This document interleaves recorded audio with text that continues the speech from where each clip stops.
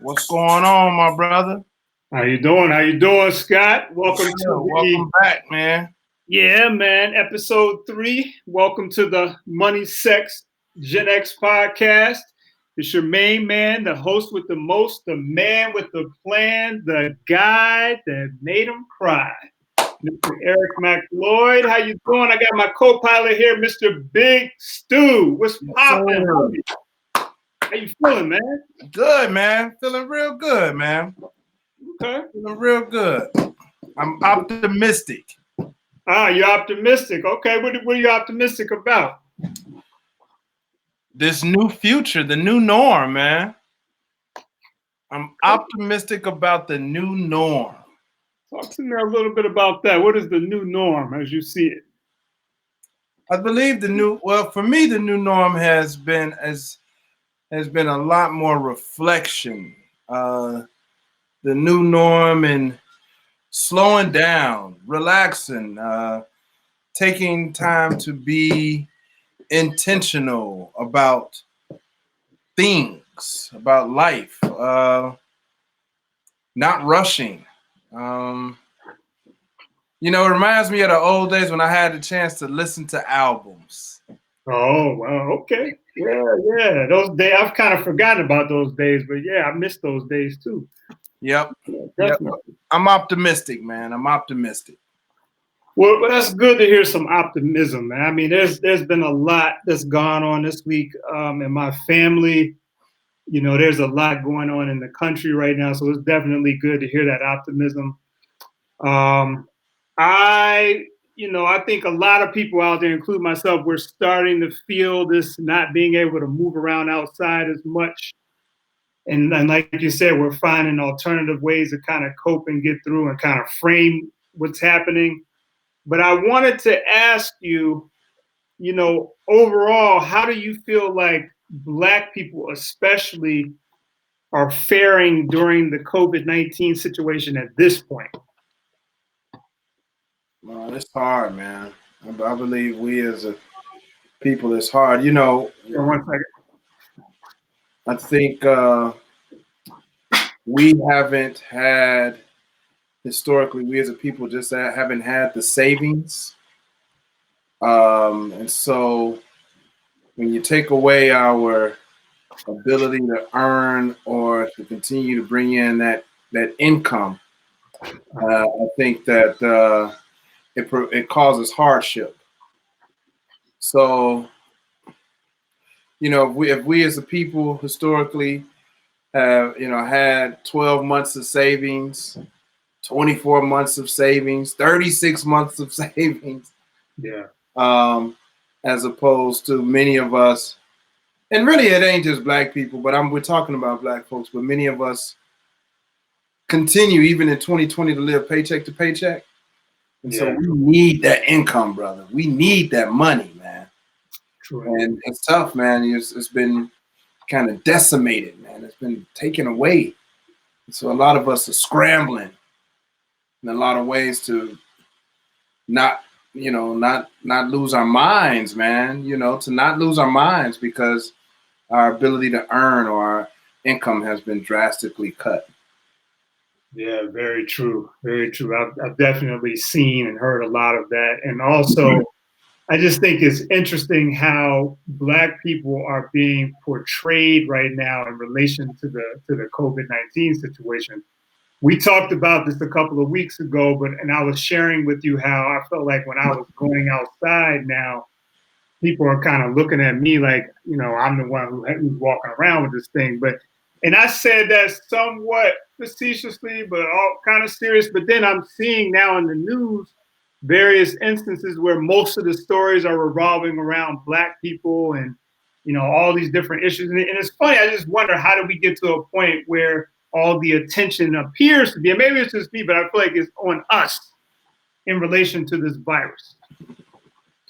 Yeah, I don't know. I just saw somebody posted in New York, a hotline was set up for if you see any racial discrimination towards Asians in New York. And the person who posted it was like, they've never seen a hotline set up for racial discrimination towards African Americans of Black. Like, yeah, you're right. Like, how do we become the center subject of this pandemic, right? Like, yeah, you know, and I don't have the answer to it. I don't have the answer, Eric, but I will say this. The people, I can see where the folks who are outside and that are not wearing masks, kind of, I can see you being portrayed as reckless, right? But then where do you get the mask from? You got to have a plug to get the mask. Yes, you do. And they're not cheap.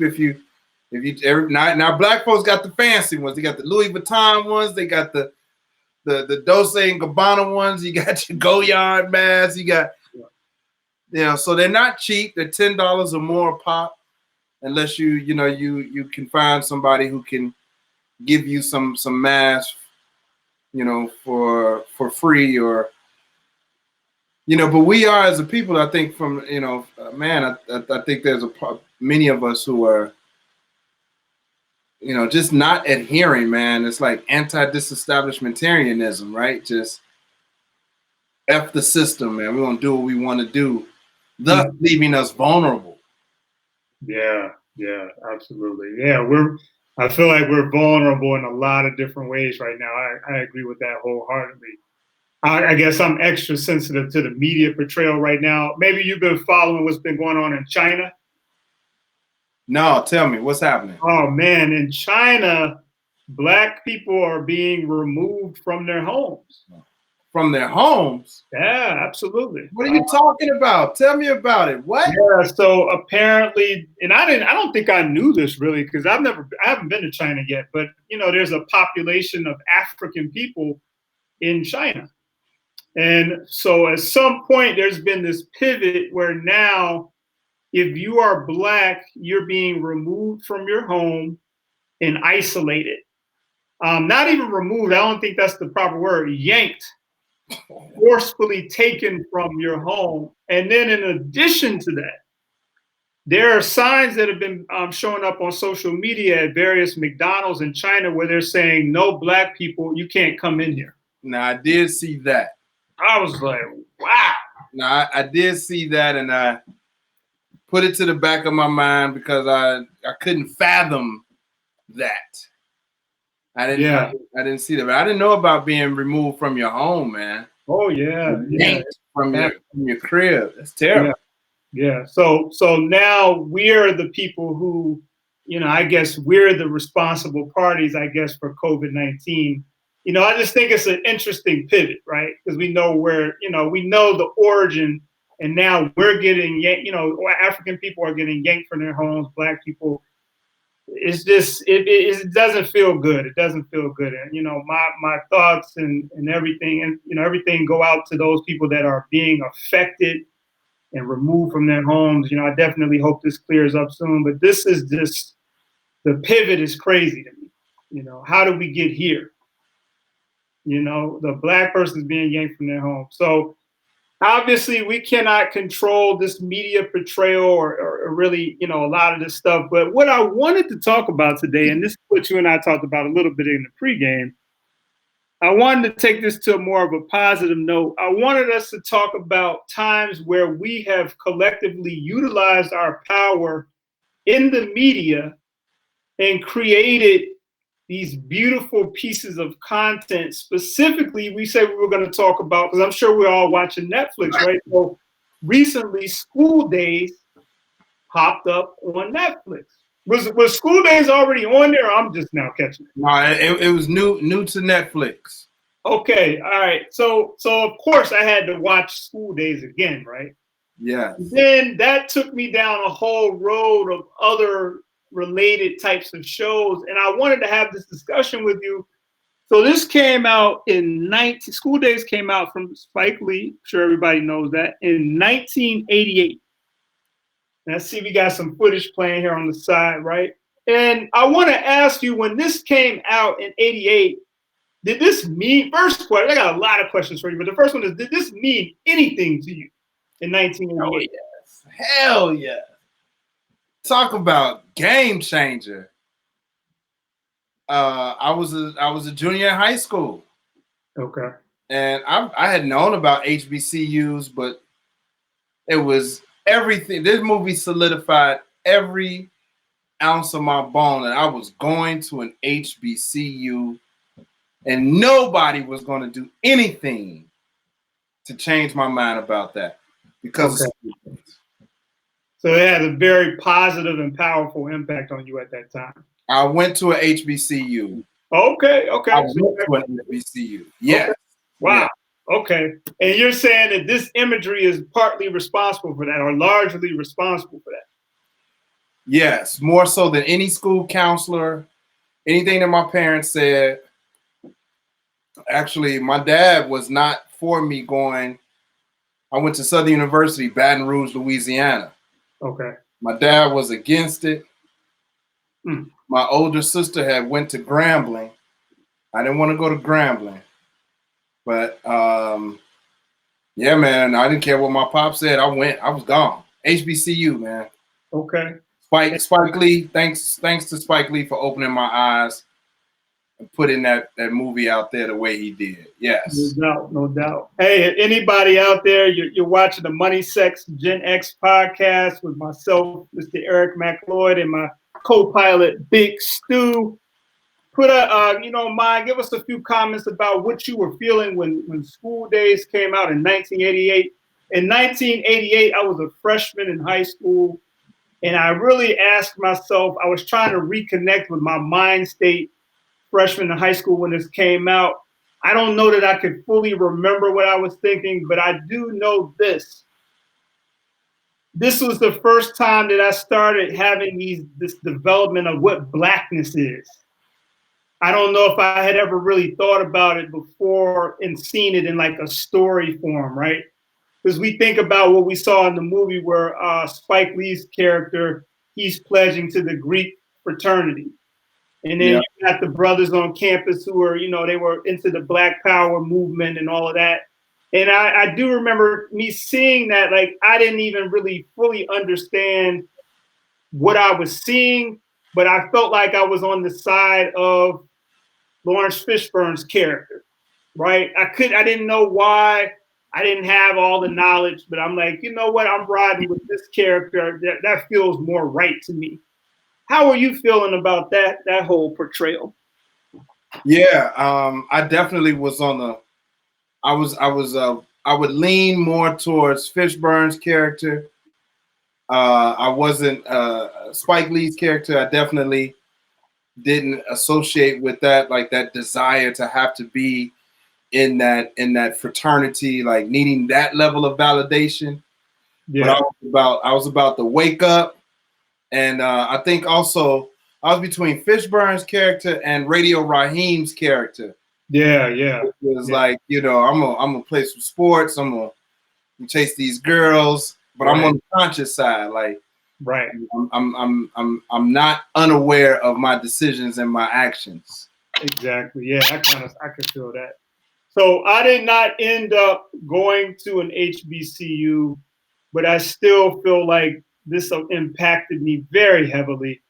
What other themes kind of jumped out? Well, I'm going to say this. I know the whole theme about the light skin, dark skin, and the whole dance off situation that they had in the movie. That definitely stuck with me, and I remembered how I kind of felt when I was in 9th grade watching that. What are your thoughts? Do you remember how you were feeling specifically about that at the time, and how do you feel about it now? I don't remember at the time. I think I was just fascinated with the social aspect that they portrayed in the movie. But what I found when I watched it a couple of weeks ago, for the first time in probably at least a decade, probably more. But Lawrence Fishburne, his character Dap in here, he was a hypocrite. He was hypocritical. As seemed like everybody in the movie was very, very hypocritical, steadily judging, yet actually, being the protagonist in the story. Like, you're judging folks, but you're doing the same thing. Right. So like Gap is judging these guys for being in a frat, but they're their own frat. You know what I mean? Like they actually got in the step show. They were actually in the parade. Like everything they were fighting against, they were doing. So I thought that was an interesting component that I didn't recognize in 80s, 88. Yeah, 88. Yeah, it came out February of 88. Yeah. Black History Month, 88. That's an interesting time, man, for him to drop this movie, man. So yeah, it definitely was. And you know what? I always thought that, and I don't know if my dates are completely accurate, but I always thought that School Days came out first and A Different World came out second. But from my research, and you know, online, it may or may not be accurate, but I have online, they're saying that A Different World came out in 87 and School Days came out in 88. Yeah. Now, I'm confused because I saw this quote. I don't know if the quote was real, but Spike Lee was saying that he felt like Bill Cosby got his whole idea for the show from School Days. But I don't know how that could be if Different World was out first. Well, they probably were in similar circles. I remember A Different World before. They were around the same time. Mm-hmm. But, you know, Cosby Show introduced Hillman, University Hillman, and then Birth, School Days. They could be, I don't know. Yeah, I don't know, but I do know they are very, very similar. Yeah. The whole nine. So they definitely are.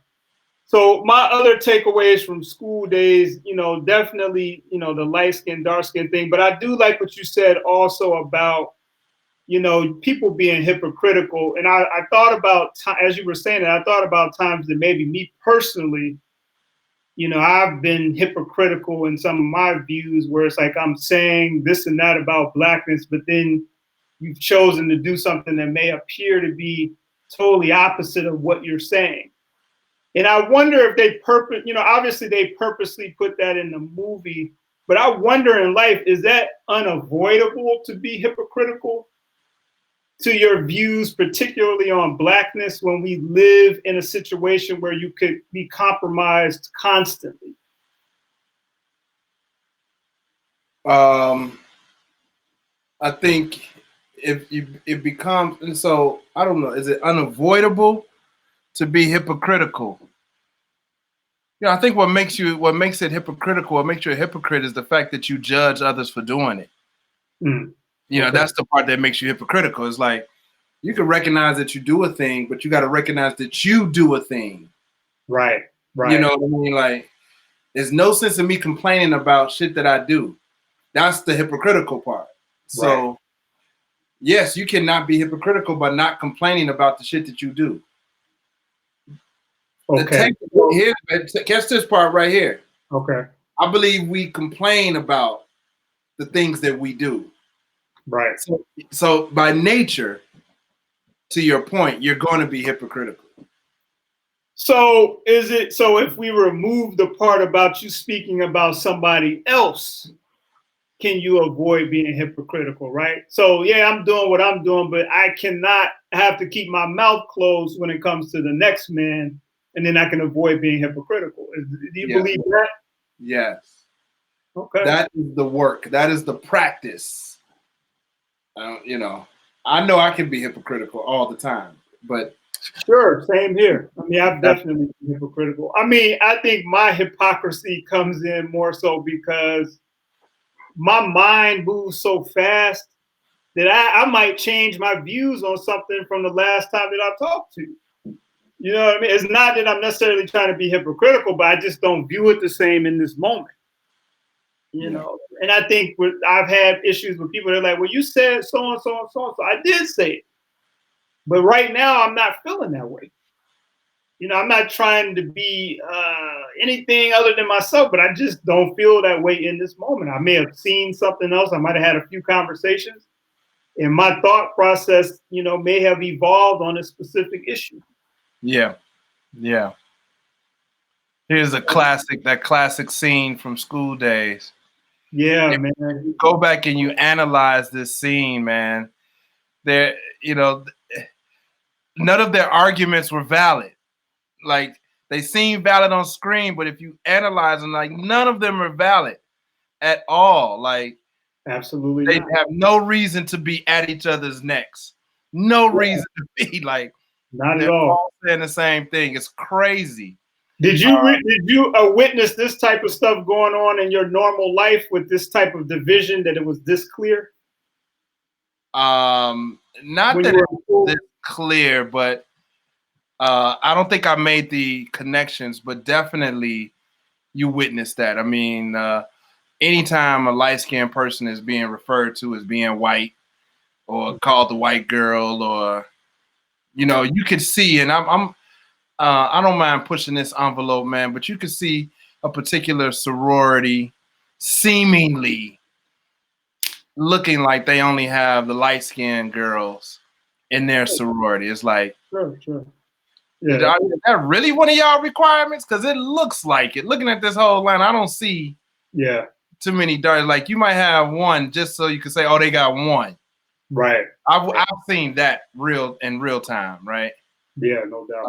Another sorority seeming to have all the curvaceous girls. The curvaceous girls are in this one particular sorority. It's like, is that because y'all couldn't get in the other sororities? They wouldn't let y'all in, so y'all all came together to create your own sorority? Yeah. So yeah. Yeah, no doubt. I've felt that as well.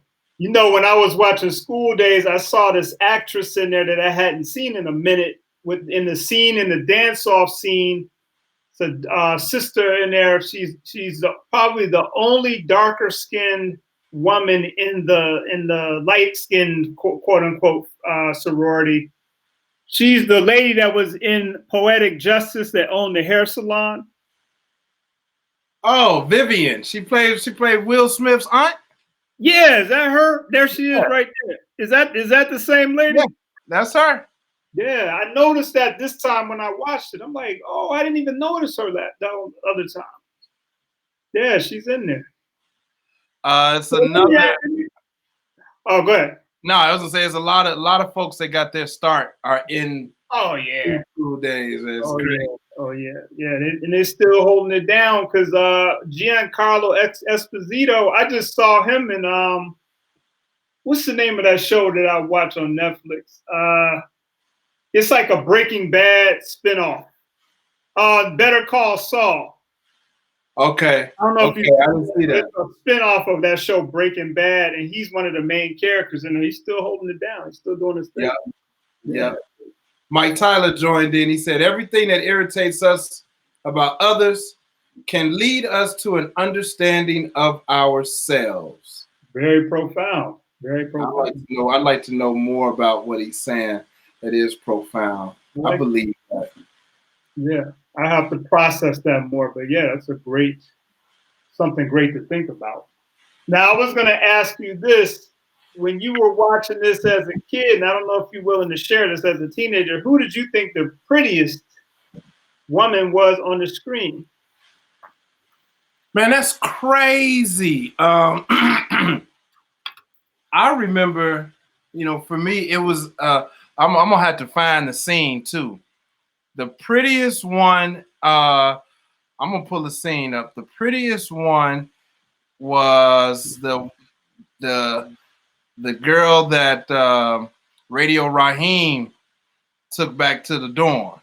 Oh yeah. Matter of fact, I got to me was the prettiest one to me, because I'm tall, right? You know what I mean? And she's super tall, and she was fair skinned. Here's the scene right here. She was fair-skinned, tall, pretty, That was a dope scene. That was the one that I liked. I was like, oh man, she tall, she light skinned, she cool, Right. I know probably I never thought what's her name? Gina Martin. Oh yeah, Tisha Campbell. I never thought she was super attractive. Really? Wow, I did. I never found I thought Tisha was fly. But I think I was more into at that time. I liked the sister that Lawrence Fishburne was dating with the short hair.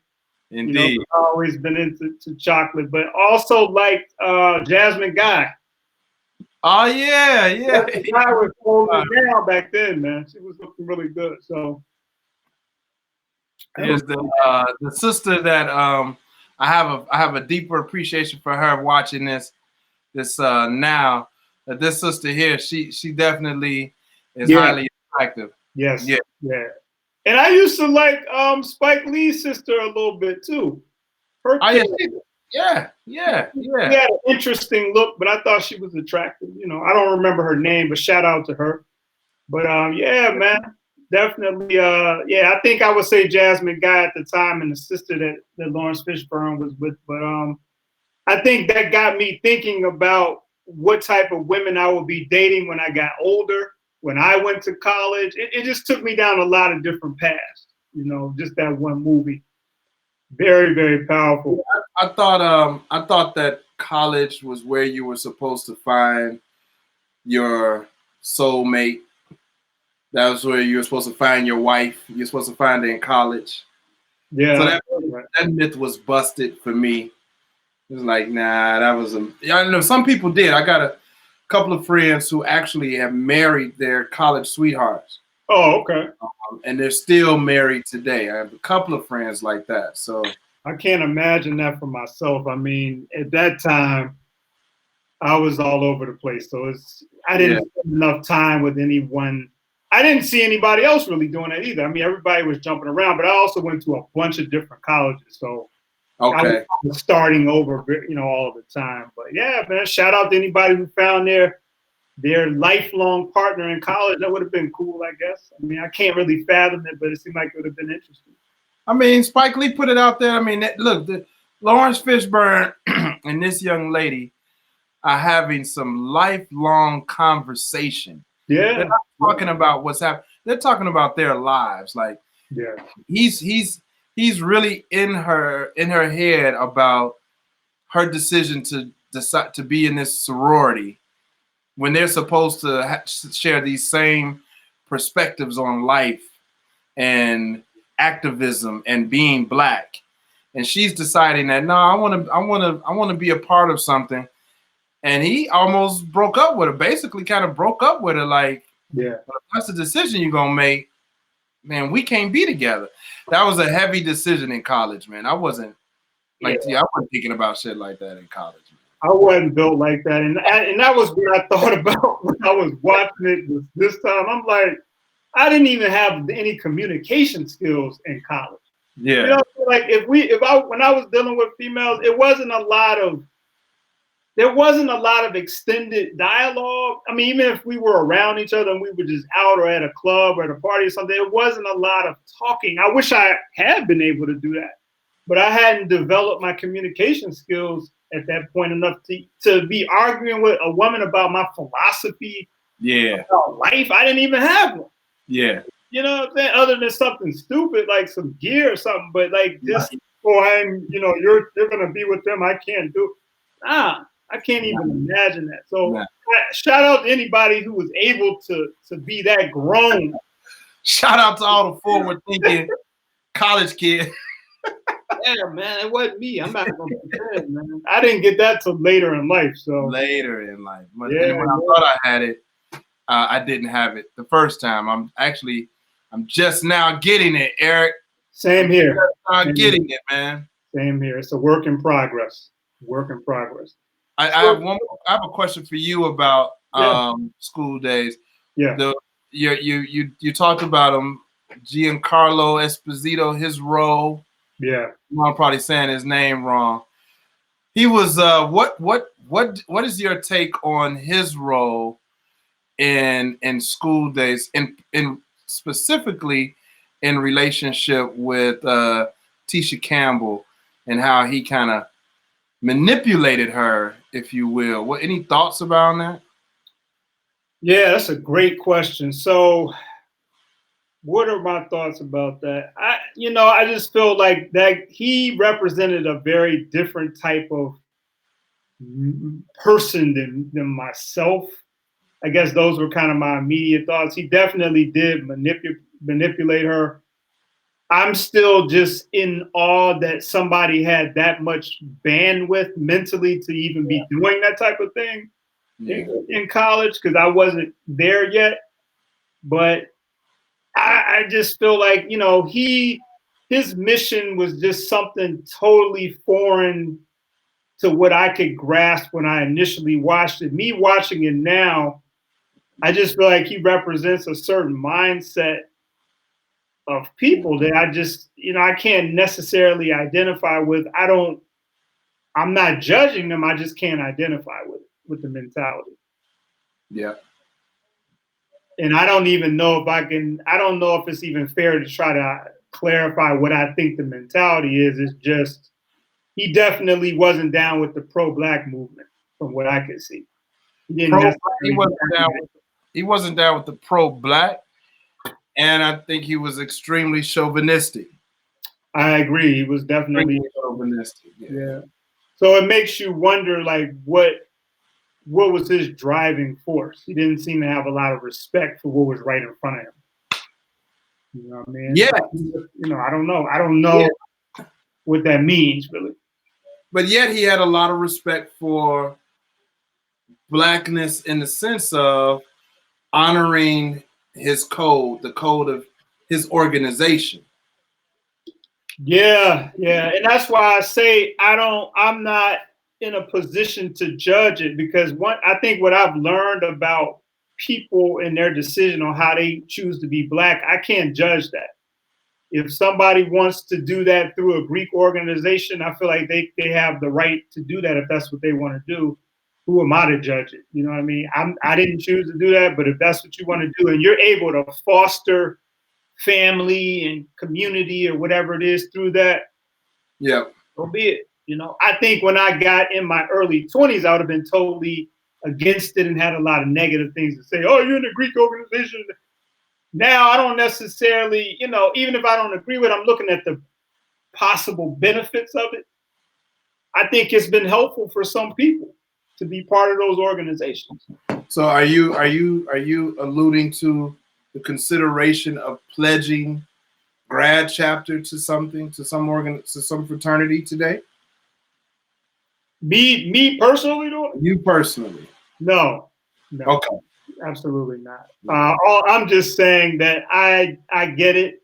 You know, if that's what you want to do, I'm not in a place now where I can say, well, you're not Black because you're in a fraternity. You know, I don't look at it like that anymore. And that leads us to kind of a bigger conversation that I wanted to get into with about, and I ask people this all the time, what does it mean?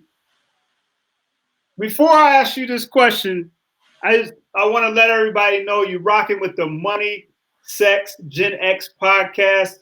You're here with your main man, Eric McLoyd, my co-pilot here, Big Stu. Please like, comment, share. If any of this is resonating with you, you got something to say, please say it. We would love to hear it. But yeah, if that's what you want to do it, right? But what does it mean in 2020? So this movie was done back in 88. 88. Yeah, and we've already established that Different World came down like 87-ish. And I believe that both of the authors or the producers of these movies were trying to give their take on Blackness, right? Spike had probably a more, you know, he had a different definition than Bill Cosby for sure, right? Yeah. But that's 1988. We're in 2020. What does it mean in 2020 to be Black? Woo! To you. Woo! What does it mean to be Black in 2020? It's a heavy question, right? That's a very heavy question. And you gave me this question early in the week to think about.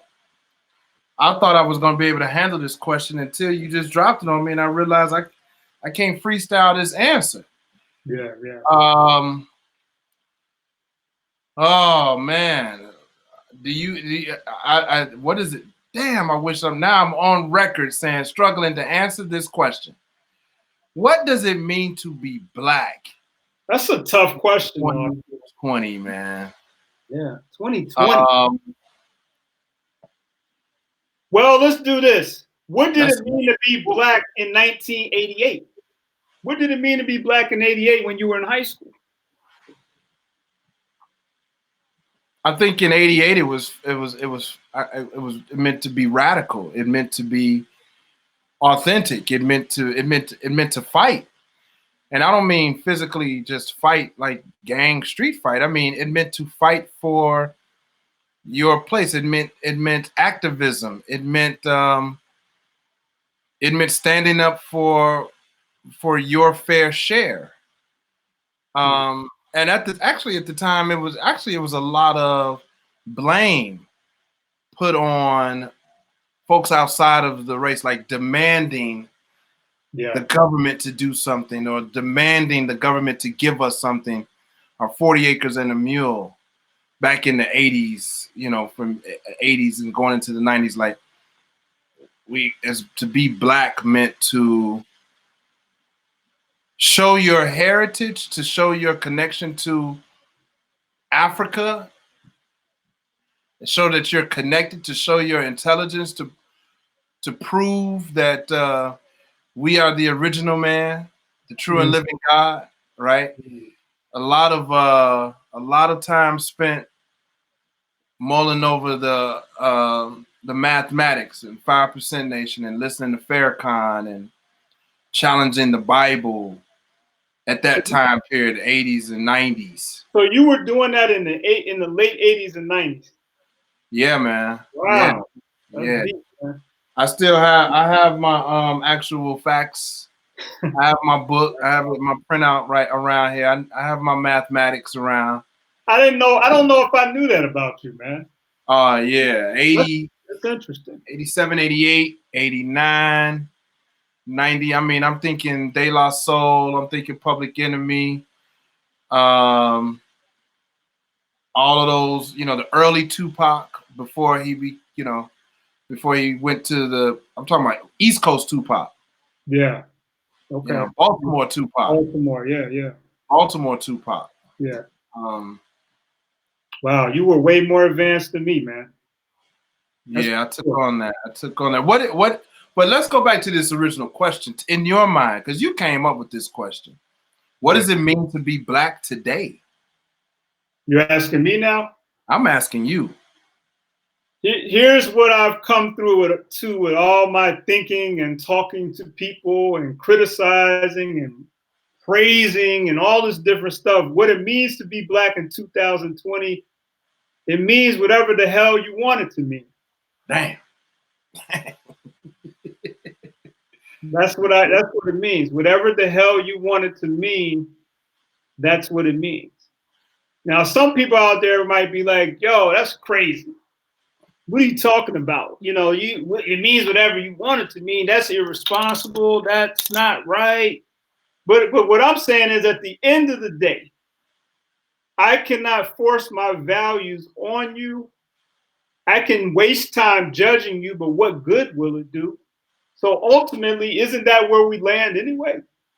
It means whatever you want it to mean. Whatever you feel like it's going to mean, that's what it is. We have to find a way to have a common ground in the midst of that. Damn, Eric, you sound like a millennial.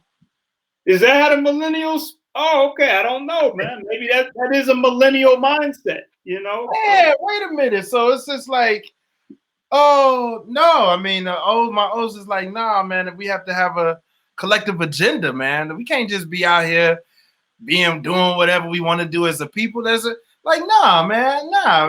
We have to come to terms on what it means. We have to have an agreed upon definition of what it means to be black. I cannot allow you to be out here saying it's whatever. No, wait, hold on now. Hold on. I didn't say now, for everybody out there, I did not say it's whatever. I said it's whatever what you feel blackness is to you, that's what it is.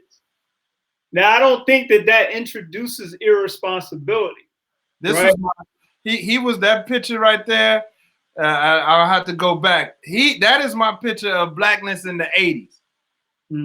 Right there. Like, what's your picture of blackness in 2020 though? Is it still him? Dr. Boyce Watkins. Absolutely. Dr. Boyce Watkins. Yeah. Dr. Boyce Watkins epitomizes blackness today. Absolutely. I have a lot of respect for him. Yeah. I can't even say President Obama epitomizes blackness today. Nah, I never thought that. I mean, no, I have a problem with him, but I never thought that. Self-sufficiency, brother. To be black today means you need to be self-sufficient. So let's go back. I think this is an important conversation to have. So if someone has a different definition of blackness than we do, is there still any responsibility? Does that dissolve everyone of responsibility? So let's use this example. Say somebody was in the Nation of Islam and another person was like, they're in a church, they may really follow T.D. Jakes or somebody like that. Because you follow T.D. Jakes and I follow Farrakhan, we don't have the responsibility to come to a common ground on black issues. I guess the question is, do you need, and now I'm retracting my own words. So I'm going back on my own statement. So do you need to have a common ground in order to move forward with someone from a different belief system? Like, can I respect that you are not Muslim and I am Muslim? Not that I am, but can we still move our agendas forward for the people, even though I don't agree with your philosophy? Right, because I guess what I'm asking is, can you have a different belief system but still have a common ground? Yes, I believe you can easily. Okay. So circling back to what I said initially, because I think this is important. Again, that person who's in the church or that person who's in the Nation of Islam, ultimately they're going to view blackness differently. But I think what we have to start doing is getting past those initial belief systems and look for the commonality in the two belief systems and then use that to create some common ground. Mm-hmm. But what I'm saying at the end of the day is all of that should make up the blackness that we talk about. There's no one blackness. That's over. If there ever was such a thing, especially in today's time, we can't really communicate it that way because you're going to lose too many people. Now, does that mean I have to agree with your lifestyle and your belief? No, I don't think that's necessary. But there are some things, obviously, that we have to try to work together on so that people can move forward. What do you think? Yeah, I agree. Christina Janelle says, it won't mean the same to everyone because everyone has different experiences being black in America. Absolutely. And also to add on to that, Christina, as you know, everybody has different experiences on being black in the world. Oh, yeah. So you got people who live in Africa, the Caribbean, all over the world, Europe, they're black, right? Who are we to say that they have to adopt our definition of blackness to be black? I think and I'm gonna tell you something. When I was younger, I used to think like that. The blackness was what I thought it was. If you didn't fit into that, then you're not black.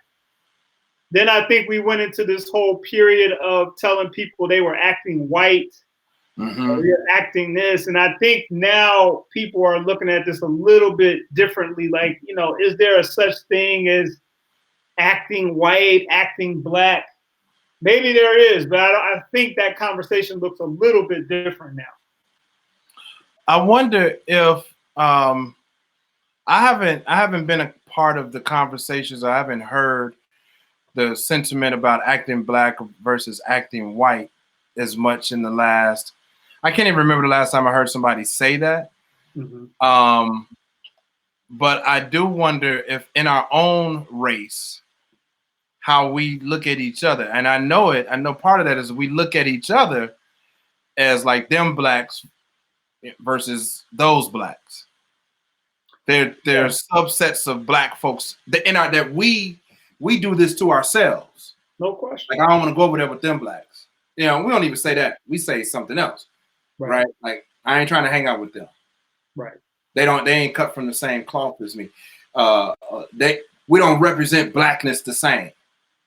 Yeah. And then people saying that about us too. They're like, well, I don't want to mess with them because no doubt. Who they think they are. They think they're better than us. I think that's more the conversation than you acting white is like, you think you better than me. You think you better than us over here.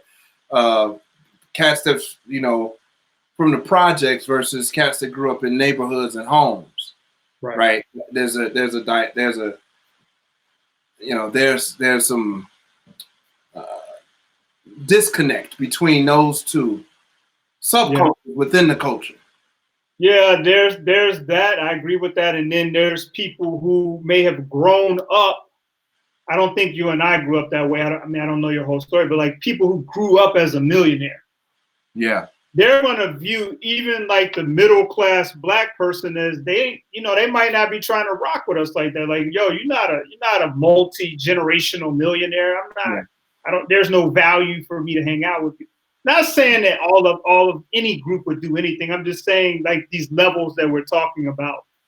So, but they still might consider themselves black, but they just don't want to be black with you necessarily. So let's try to, I like this because I want to know what it means to be black in 2020.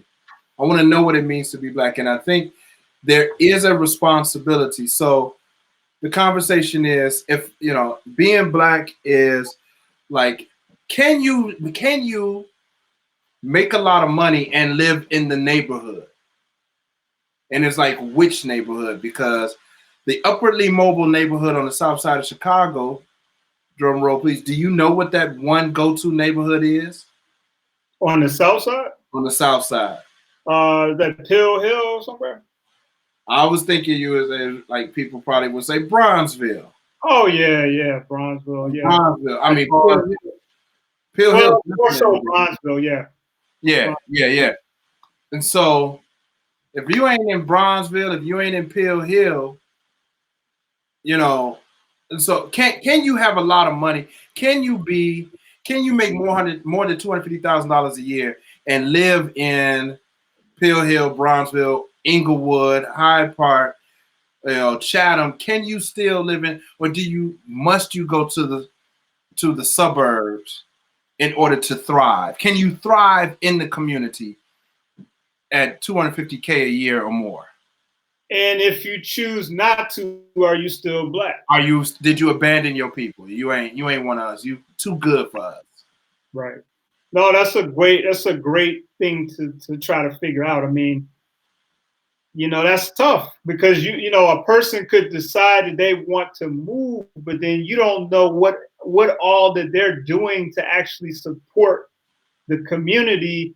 Like you said, they might feel that they might thrive more somewhere else, and then they're taking the money that they've made and putting it back into the community in some manner. They might be mentoring people that we don't know about. I think that's a tough question. And that goes back to this whole idea of the sellout.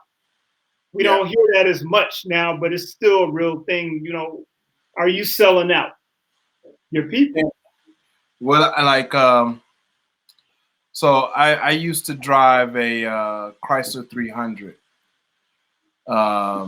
when it was like popping, right? Like to have one, it was like, the response from driving that was close to, it's like a luxury car. Like it wasn't high end, but high end for American made luxury. It's like, oh man, you got the leather seats, you got the moon roof, blah, blah, blah.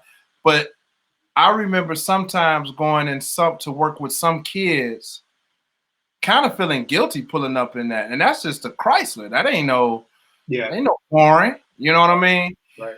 So I wonder if other folks have ever felt a sense of guilt for pulling up in something, foreign in a community that is not thriving as the community in maybe which they live. Conversely, I haven't.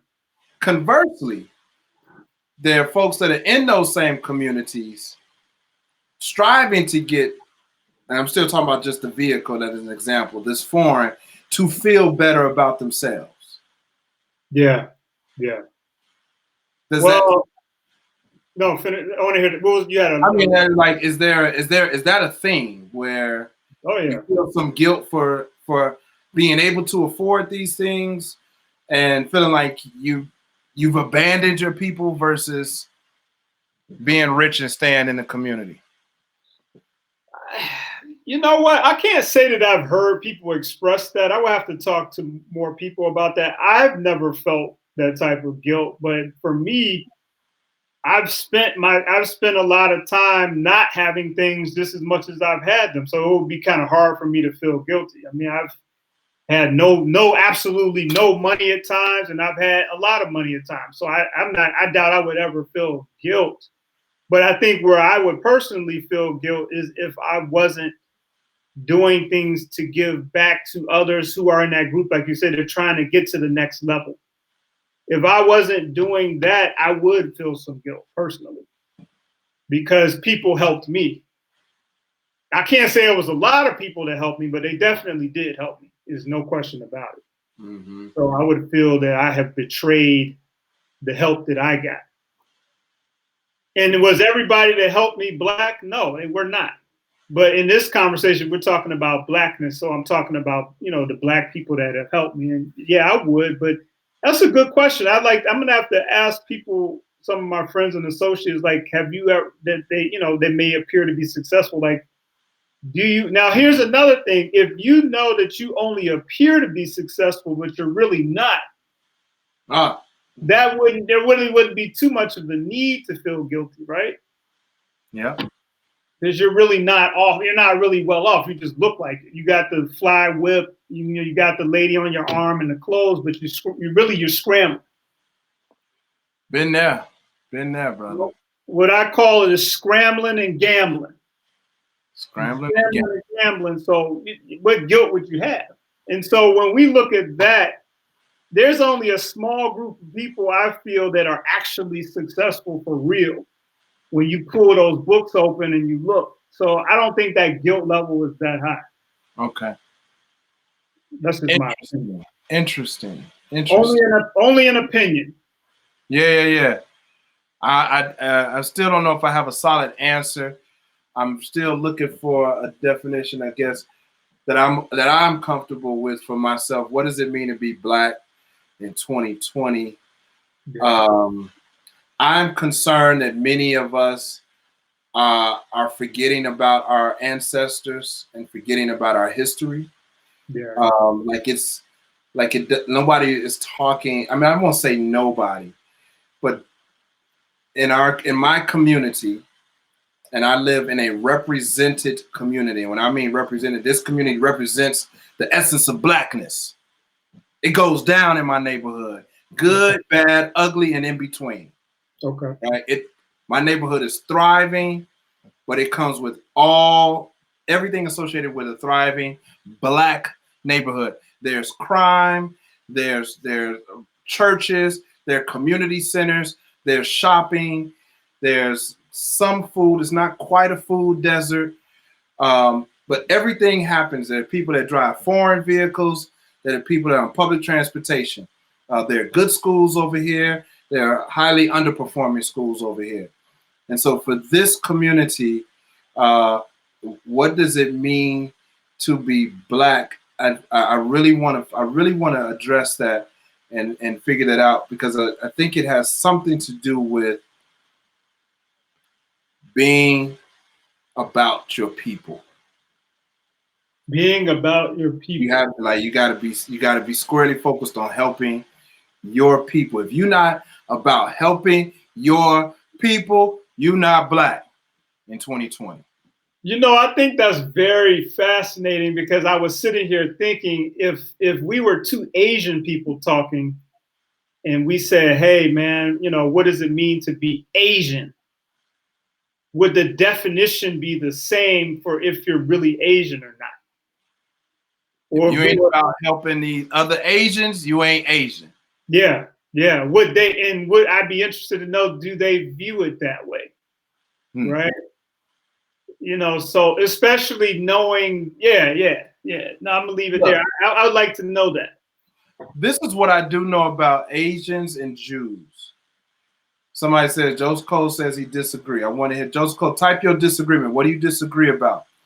I know that before Asians send their kids to school, they focus on etiquette. And I'm talking about before they send their kids to like preschool, they focus all those early years on etiquette. This is how you behave as part of this culture. Jews do the same thing with their children, Jewish community. And they even have Saturday school, what they call Jewish school, where they are indoctrinating their people on their culture.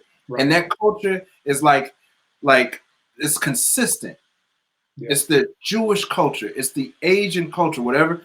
And so we as a people, I don't know that we have that indoctrination into our culture. So I don't know, what is our culture? What is the Black culture? What is the Black experience? What are we in? What are our rules of engagement? I'm so glad you said that, man. What is our culture, especially now? So I've actually studied that word. There was a time when I was in my early 20s, somebody asked me, what does the word culture mean? And I could not answer the question. Right now, I would answer it by just saying it's the collection of everything that you do, everything that you say, everything that you eat. It's just the fabric of who you are. And culturally, you're right. We don't really do that probably in large numbers. So can you have a definition of Blackness without the cultural piece? Because I think that's where you would have the commonality.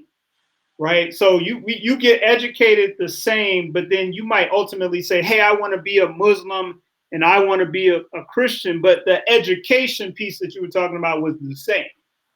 So at least you have that as a foundation. Right. So we might have some different beliefs, but the core is the same. The core has to be. What's our core? What's our core? And I don't know the answer to that right now. And that's unfortunate, right? Because I'm almost 50 years old and I don't know that. It's not because I'm negligent. I don't know it. I'm talking about for the larger group of Black people. And I always think about the world, right? I have people in my family who are Black throughout the world, not just the United States, not just Chicago, not just New York, whatever, the world. And so I'm always thinking about everybody as a whole. What is the common indoctrination? There isn't one. There isn't one. We should find out what that is. For me, part of that answer always comes down to what is your family? What's your familial culture? What are the rules in your family? Just in your household. What are the non-negotiables in your household as a family? Right. Like when you come in here, you gotta take your shoes off. When you come in here, if you see dishes in the sink, even though you didn't make any, make sure there are no dishes in the sink at night. Make sure, and it's small stuff like that, but then there's bigger stuff. Like it might be, for me, it's always been important to say good morning when you see somebody in the. Some other folks may not say, well, I don't need to say good morning. Like I don't need to do, breakfast. We eat together. They'll be like, nah, I don't need to eat with you. So what is it for your house that begins to build your traditions and your culture? Right. That's a great question. I mean, for me, what I try to instill in my children, it's not really, I don't really spend a lot of time focusing on the negative aspects of other cultures as much as I do trying to foster an appreciation for themselves. You can appreciate yourself without having to have a negative view of another culture, right? Because at the end of the day, we're going to have to all work and live in this country together and throughout the world, right? So me talking about I hate people and all. So for me, not fostering hate, but an appreciation of self. Appreciating yourself is so huge, man. I mean, you could go down so many different roads just appreciating who you are individually and culturally. Right. And I think that stops you from spending a lot of time hating other people. because you're just not using your energy for that. We could, if we use every ounce of our energy just trying to get in tune with ourselves, that's a tremendous job. Mm-hmm.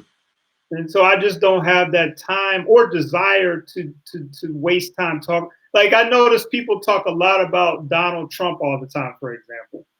No. If that's what you want to do, that's fine. I mean, I have my opinion of him and just like everybody else, but I am not going to spend my time watching this dude on the internet, him or anybody else. I didn't even do that with Barack Obama. I didn't sit around reading about Barack Obama every day.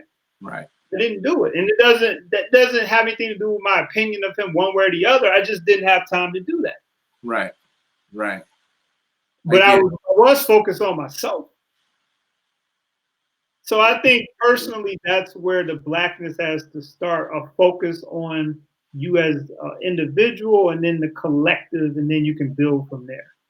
Will we see this understanding of Blackness in our lifetime? I don't think so. What needs to happen? I don't know, man. What man, I wanna know, like, top, we have to bring this for another episode, like top 5 things Black folks must do to come together as, and look, and let me back up. I might be doing us as a people a disservice to go down this road. I think we as a Black people do stick together.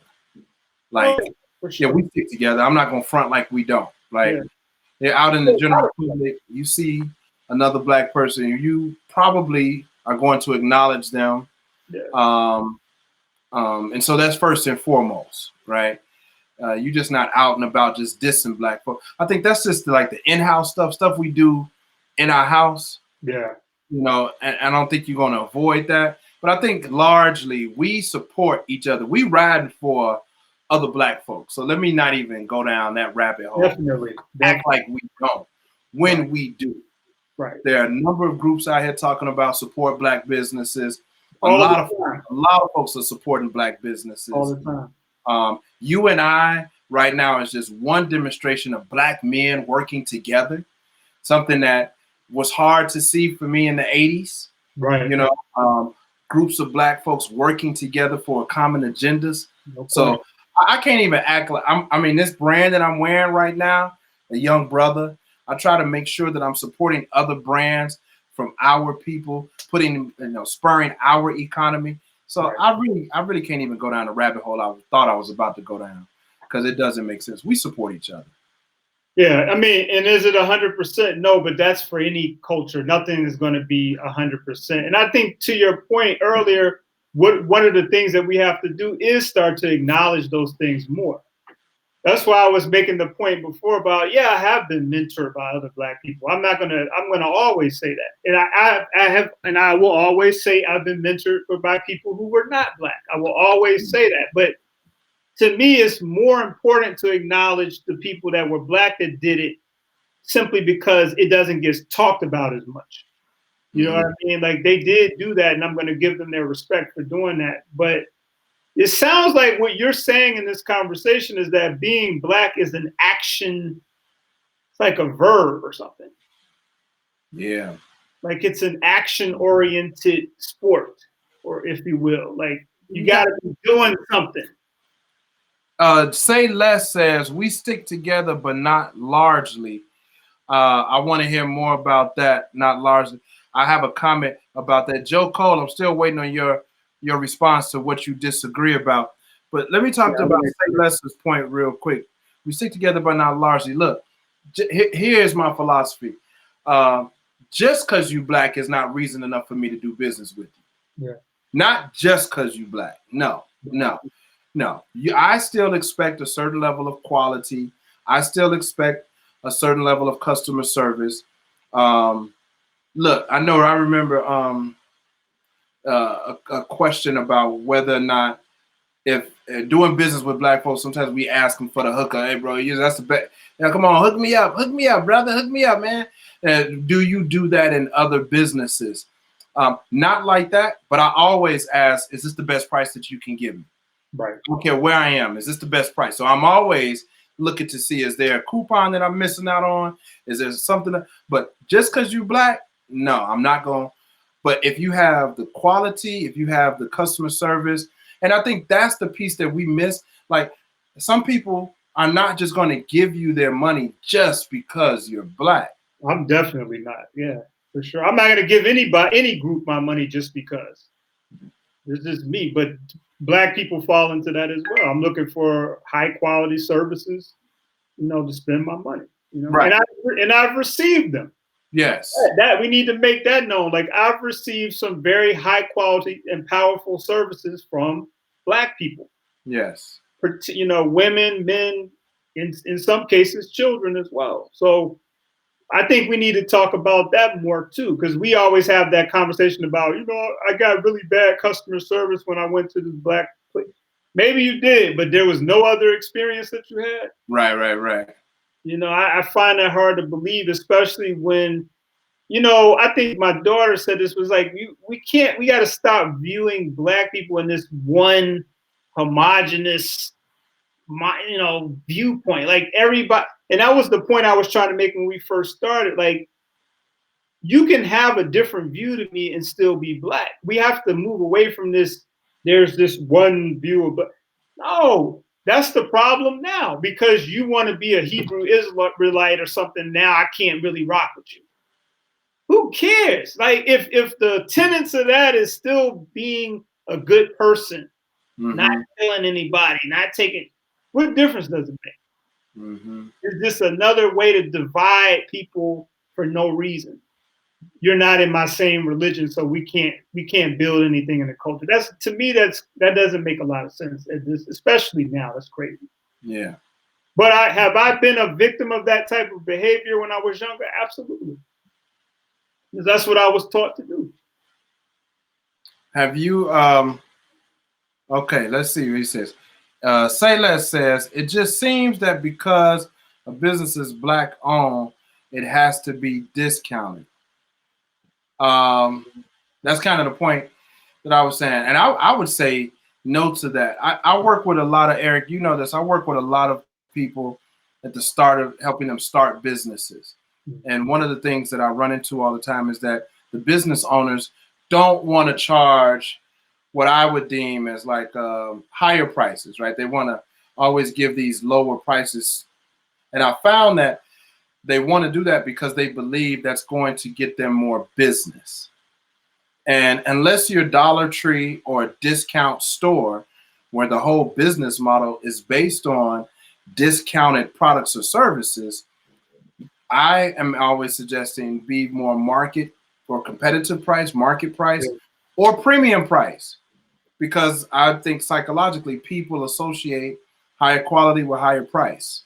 And so I don't know, Say Less, and I know you listening.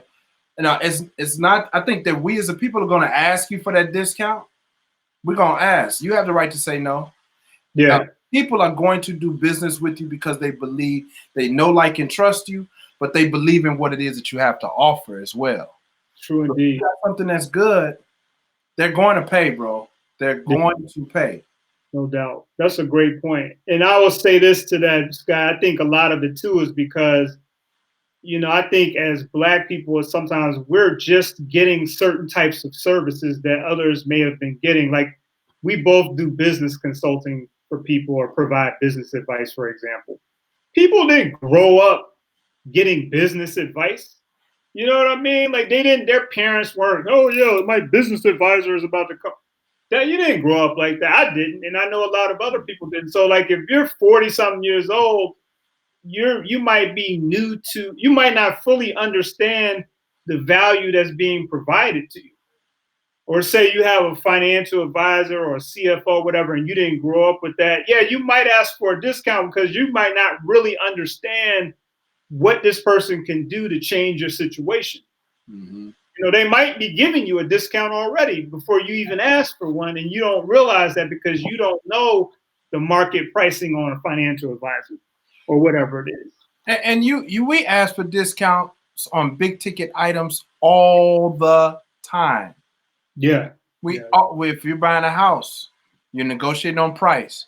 You're buying a car, You're negotiating on price. It's a And given. so the fact of asking for a discount is not foreign. It's what savvy consumers are going to do. Right. It should Savvy be consumers are going to be like, bro, can I get this cheaper? exactly. You know, is this if I give you more business, can I get a better discount? That's just smart. That's just smart. I think we have to not make it emotional or not feel like we're going to lose the business if we say no. Yeah, no doubt. And sometimes, yeah, like we might have to lose it. We might have to lose that engagement because they don't want to pay the price. I think that definitely helps. I've had to do that at times. Like, well, we just can't work together, unfortunately. And then maybe they'll have some additional experiences and come back and be willing to pay. You know, right? That's might need to tighten up your business practices. If people ain't willing to pay you, and you're finding that everybody asking for a discount, maybe that's their way of saying they feel like you priced too high. Yeah. I mean, you know, me personally, I'd rather just work with you pro bono than pricing it too low. Yeah. I'd rather just give it to you pro bono if I choose to do so than me charging you some super below market rate pricing. Like that would make me madder than just giving it to you for free. I'd rather just do that. That's been my response to it. I don't do that for everybody, but I have done it. Let me take a moment right here to let everybody know that you guys are tuned in to the Money Sex Gen X podcast.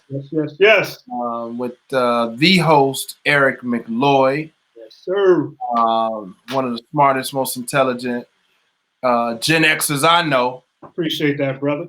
And I'm riding the wing, this is your man, Big Stu, riding the wing with Eric McLoyd. I know a lot of Erics, man. It seems like all the Erics I know are very successful. Do you know any other successful Erics? I do. Quite a few. Name my son Eric. Yeah. You did name your son, or you wish you had? Oh, okay. Yeah. Well, I did. I named my son Eric, so you know, hopefully he'll things. But yeah, I do notice there are a lot of successful Erics. But I know a lot of successful Scotts too. I don't even know a lot of Scotts. I do. But the ones I do know are successful. Okay. I don't know a lot of black Scotts at all. Yeah, I don't know a lot of black Scotts though. Yeah, I don't know. I think you might be the only black Scott that I know. I love it. You know, when I was young, I didn't like my name, man. You know why? Why is that? I thought it was a white boy's name. Wow. And see, that's what I'm talking about. There we go again. That's a white boy's name. So now what? You not black? It was a white person's typical name. What does that mean for you culturally? Are you already at a deficit because of that, or what? Not culturally, but I don't think people growing up, I don't think people caught what my mom did. She was very, very intentional about making sure, because I was born and raised in a time when if you were looking for jobs, it had to be on paper. You fill something out, you wrote your name down. Yeah. So she was very clear about making sure that I had a chance to compete and would not be judged by my name when it came time to apply for scholarships, jobs, or anything of that nature. She wanted to make sure I had a name that people would not discriminate against. Did that strategy work? It worked. It worked very well. All of my jobs, man, early on in the 80s, I first started working in 87 when I was 16. And I've always had great jobs, man. And I think a lot of it had to do with, one, you know, I was raised halfway decent, but my name, man, was got me the interview lots of times, man. Absolutely, I believe that. Yeah, I've often wondered with people, the name that you are given, do you automatically start off at a deficit culturally just from the name? Like my last name is definitely not a name that's you would associate with a black person per se. You know what I mean? Did that cause me to start off at a deficit? And I've had this argument with people. Some have said no, some have said, I would have to say, I don't believe it helped. because now I'm starting off with someone else's identity from the very beginning. What do you mean? You don't believe that you benefited from your name? Like you got extra opportunities off of your name growing up in the late 70s and 80s, Well, 90s? if I did, it didn't help me ultimately, because whatever the opportunities were, if I wasn't in the right mindset, it really didn't help long term. When you're in a situation where you don't even value, and you may not have had this experience, but I did, where I did not value who I was at all. Now, I'm not talking about not being confident and looking fly and all that. I'm not talking about that. I'm talking about your core, the core of who you are. Everything that you're doing, you're basically trying to kill yourself. Damn. Not Self-sabotage. outright, but basically. Where does that come from? It starts at the very beginning. You don't have any knowledge. You have no context. And then you're starting off with a name that, it's not really helping anything. Yeah, you got a couple of jobs, but you're killing yourself. So no, I can't go with that, man. You know what I mean? Like, I'm cool. This is our family name at this point, and I guess we've decided to try to make it mean something, right? We work hard and whatever it is, but still that doesn't change the starting point, the foundation. You're at a deficit, and you got to work your way out of that and try to get your name to mean something. Now, conversely, I've seen people that came out with the supposedly black name or whatever. They didn't do any better than I did, right? But that still doesn't mean that that's not a good tool to get, to give a person. I don't even know what a black name would necessarily be at this point, because that's basically what we're trying to get to in this conversation, like blackness beyond the superficial stuff, right? You black because you got this certain hat on. You black because you got on some. No, I think we all know that that's not the case. But it's the same thing with the name. You're not black because your name is whatever, Malik or something like that. Like, yeah, that's better. But does that mean you're black just because you got that name? Maybe not. Depends on, from what I gather from this conversation, it depends on your actions on a daily basis.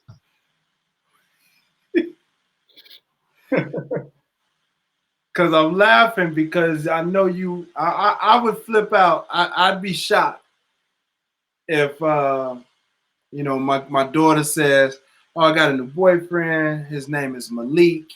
He's coming by today." You're like, "Cool, no doubt. I'm gonna check out Malik." And it's a white boy or it's an Asian dude at my door. I'd be shocked, man. I'd just be shocked. It's like I wouldn't expect nothing but a brother's name to be Malik or Khalil or Maurice. Yeah. Dwayne. Yeah. Is that I'm probably gonna get a lot of backlash from this. Are those black names though? That's what I'm trying to get. I don't see many other cultures of people, races of people naming those four that I just named. Melvin, is that a black name? Melvin, Raheem. You know what I mean? I'm just trying to think back. I don't know. I grew up around some white folks, and they tended to stick to biblical names in the Bible. Yeah. It's a lot of Josephs, it's a lot of Michaels. Right. Lots of Michaels, lots of Josephs. Daniel, I think. Lots of Daniel, man. Yeah. And even now, today, modern, you see some Noahs. Oh, yeah. Noah. Yeah, no doubt. Very biblical names, man. Are they starting out? Better because of that? Those names. Names mean a lot. And I'm not talking about privilege or anything like that. I'm just talking about them as a person. You wake up and and shout out to my main man, Matt Baller out there. I see you. Thank you for tuning in. but Matt, for example, his name is Matthew. Matthew. Right now, Matthew, cool guy. But did he start out with an advantage because his name was just him as a person because his name was Matthew?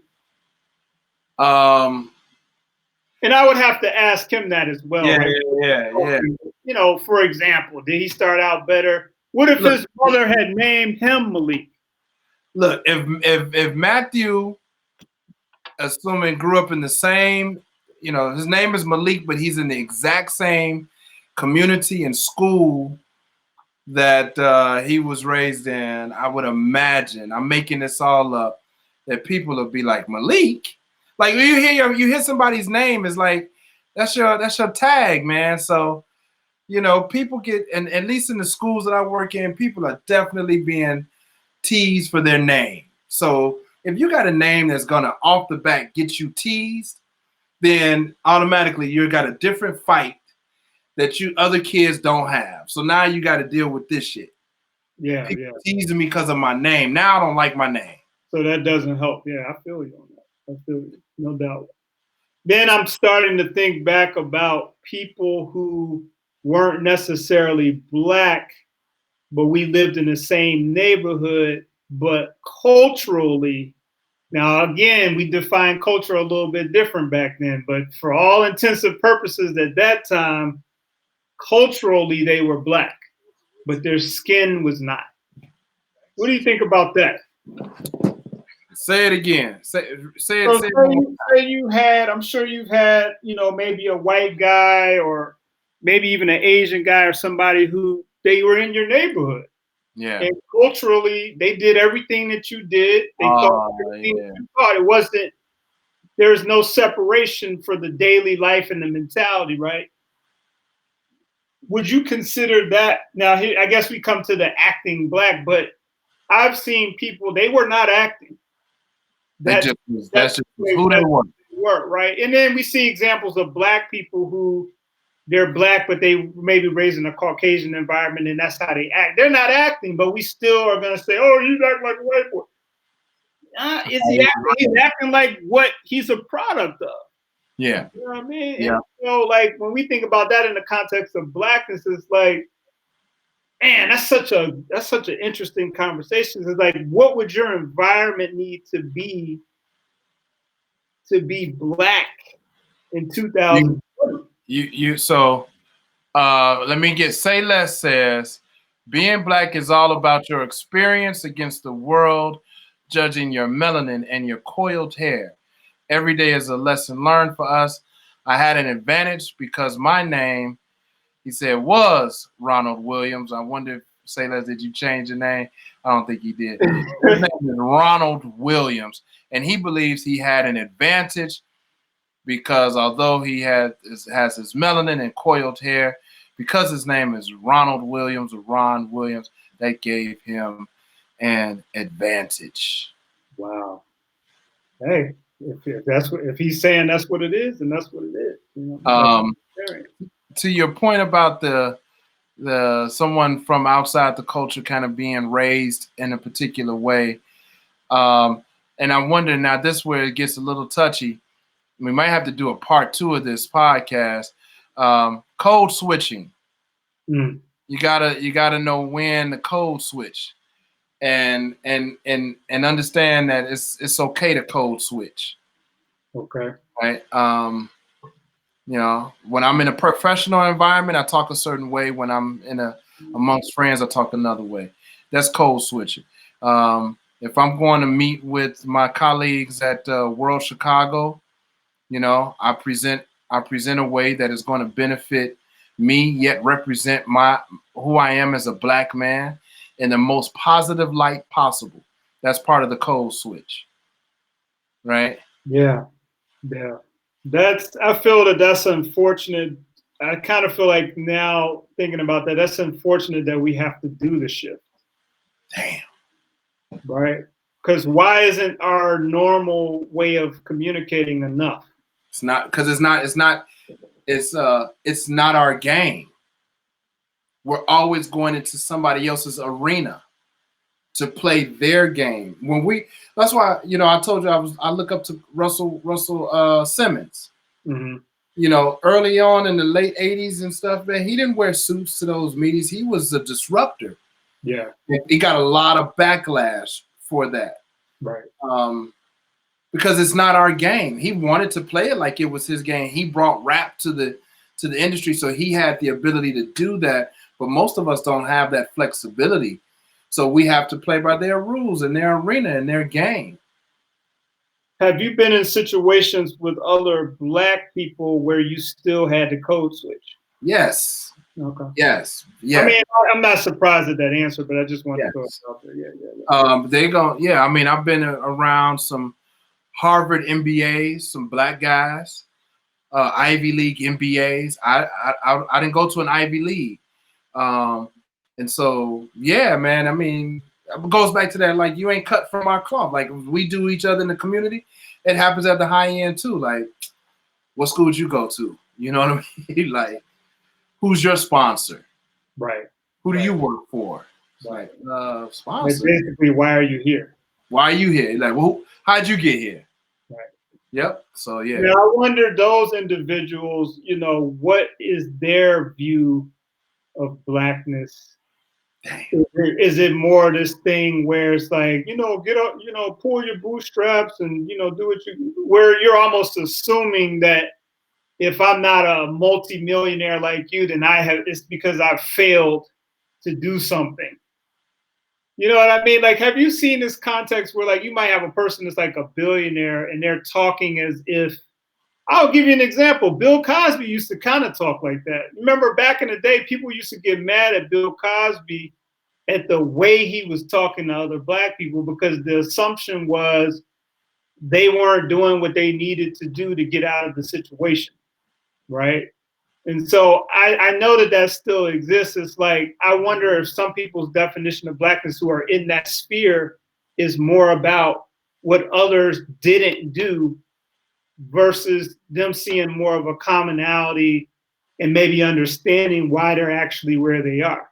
Like, if your mother and father was a multi-millionaire, of course you're going to be a multi-millionaire unless they lose it all. It's not necessarily because you were just such a great business person or whatever. You were born into money. Look, I think when I hear teachers say to students, and literally I heard this before the COVID, before the school shut down, when I heard a teacher say this to students, and this is kind of where that ideology comes from. These are the words: I got mine, you got to get yours. That's a problem. That's a problem statement. Yeah. That's basically what you're telling, but to your point, you got these billionaires. It's like, I got mine, you got to get yours. It's like, yeah, that's a problem statement. It's like, but you didn't tell us about, like, how you got there, or you're not giving the steps. You're not giving the resources to get to where you are. You're saying, I'm in 6th grade, I'm in 7th grade, and this teacher was talking to 6th or 7th graders, that I'm supposed to operate as a 40-year-old today? Like, no. Same thing applies in the professional space. I think it's like a lot of those people are talking to some lower class Blacks. I said that. Right. Lower class Blacks is like, oh, well, I made it. You should be able to make it too. It's like, yeah, but you gotta. It's so many steps that you are not even. Somebody helped you right now. Somebody helped. Yeah. I feel you on that. I've experienced that. I mean, I've experienced that on a lot of different levels. Like, that whole concept of you got to get yours. I haven't had anybody tell me that straight up, but that was their attitude. Even if they did tell me something that was more like, I'm gonna tell you a little something, but I'm really doing you a favor type of thing. Now, again, I've experienced the other part too, the great part, but I'm just talking about the people, they like, yeah, I tell you a little something, but get yours, dog. Like, they ain't say it, but that's the attitude. And I'm looking at them like, if you don't want to tell me, don't tell me. Like, I'm going to ask you. I've always been that type of person. If you put me in a room with Michael Jordan or whoever, I'm gonna take my shot. Right. Like, you just have to tell me no. You know what I mean? And so I've always done that. But yeah, I've been shot down. Sure. And I've had people look at me like, why are you talking to me, and all of that. And I've had people assume that I was going to do that because of different things, little whatever that I had or whatever. It's like, no, I'm not going to do that. You know what I mean? Like, I'm not into that. So there's sometimes an assumption that you're going to be on that, even if you're not, because of what you supposedly have. Yeah. Yeah. So that's the thing.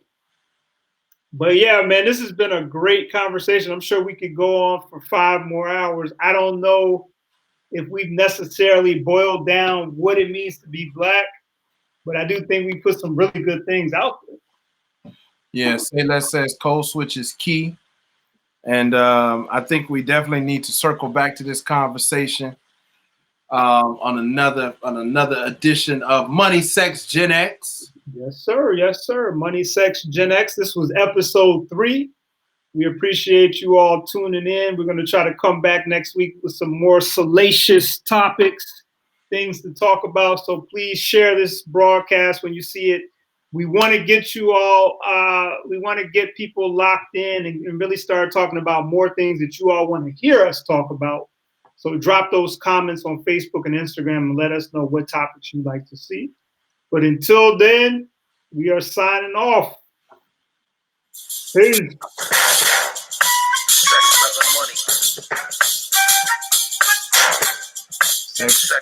Money, Sex, Gen X, guys.